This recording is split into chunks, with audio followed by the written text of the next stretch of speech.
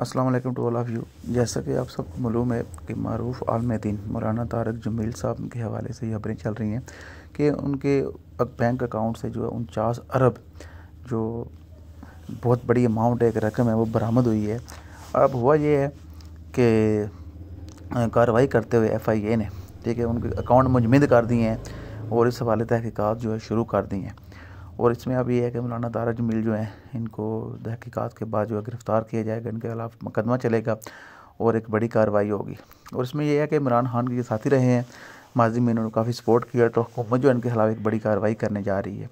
तो इस तरह कुछ खबरें चल रही हैं। अब इसमें देखें, हुआ ये है जैसा कि सोशल मीडिया के आम होने से एक बंदा खबर देता है, सारे लोग उसको शेयर करते हैं, लेकिन हम मुसलमान हैं तो बार बार इस्लाम में कहा गया कि खबर जब कोई बंदा आपके पास लेकर आए तो उसकी तहकीक करें, मतलब पहले पता चलाएं खबर सही है या गलत है। लेकिन होता है कि हम ज़्यादा शेयर करना शुरू कर देते हैं। अगर हमारे वो फेवर में खबर है, जिस तरह कोई अगर किसी के अगेंस्ट है, ज़्यादा उसको शेयर करता है और बगैर तहकीक के। तो अब हुआ ये है, जब मौलाना तारक जमील साहब जो है उनसे रब्ता किया गया, उनकी टीम से रब्ता किया गया है, तो पता चला है कि ये हकीकत में तो ऐसा कुछ भी है ही नहीं। जो सब कुछ चल रहा है वो सोशल मीडिया के ज़रिए चल रहा है।